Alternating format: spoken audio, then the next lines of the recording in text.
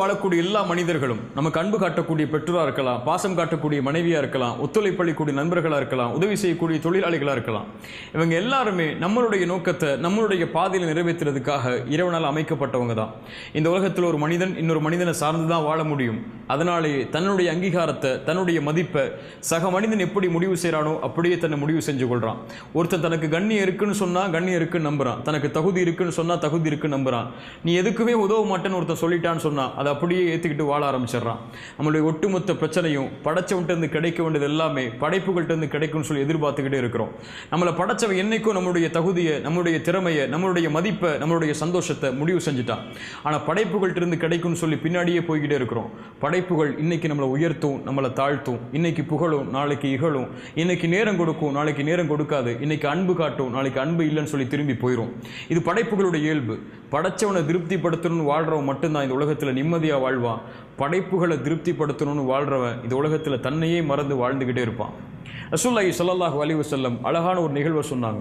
ஒரு மனிதன் வேகமாக போர்க்களத்துக்குள்ள தூசி படிந்த முகத்தோட பரட்ட தலையோட போர்க்களத்துக்குள்ள வேகமாக நுழைகிறான். அவனுக்கு முதல் வருஷம் தான் இடைவெளி, முதல் வருஷம் தான் கிடைக்கும், முதல் வரிசையில் நிற்பான். கடைசி வருஷம் தான் அந்த போரில் கடைசி வரிசையில் நிற்பான்.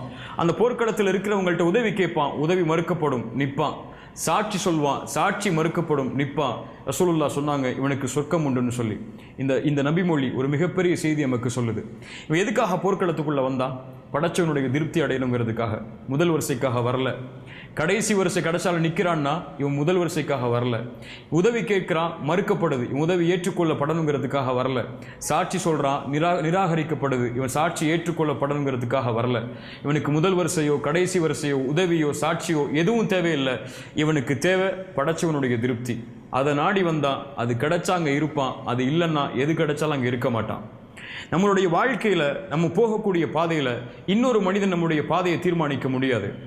பிறர் நம்மளை புகழ்கிறதோ இகழ்கிறதோ, பிறர் நம்மளை உயர்த்துறதோ தாழ்த்துறதோ, பிறர் நம்மளை கருத்து சொல்கிறதோ விமர்சிக்கிறதோ இது நம்முடைய வாழ்க்கையுடைய முடிவு செய்யாது.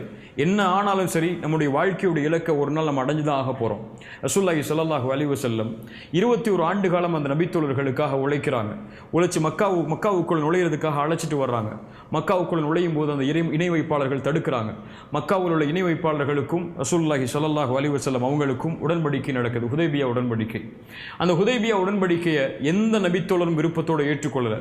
ரசூலுல்லாஹி ஸல்லல்லாஹு அலைஹி வஸல்லம் தன்னோடு இருக்கக்கூடிய சக மனிதர்களுடைய விருப்பம் தான் முக்கியம்னு சொல்லி அந்த உடன்படிக்கையை விட்டிருந்தாங்கன்னு சொன்னால் மக்காவுடைய வெற்றி கிடைச்சிருக்காது. படைச்சவனுடைய திருப்தி தான் முக்கியம். படைச்சவன் என்னை ஏற்றுக்கிட்டா போதும், இந்த நபித்தோழர்கள் ஏற்றுக்காட்டாலும் பரவாயில்லைங்கிறதுக்காக அல்லாஹ்வுடைய தூதருக்கு இருந்த உறுதி மக்காவுடைய வெற்றியை அடுத்த சில ஆண்டுகளிலேயே வாங்கி தந்துச்சு. படைச்சவனை திருப்திப்படுத்தணும்னு ஓடுறவன் இந்த உலகத்தில் வெற்றி அடைஞ்சிக்கிட்டே இருப்பான். படைப்புகளை திருப்திப்படுத்தணும்னு ஓடுறவன் தோத்துக்கிட்டே இருப்பான். நம்ம யாருங்கிறது முடிவெடுக்கிறது நம்முடைய கரத்தில் இருக்குது. இந்த உலகத்தில் 2 பேர் உதாரணம் சொல்லலாம்.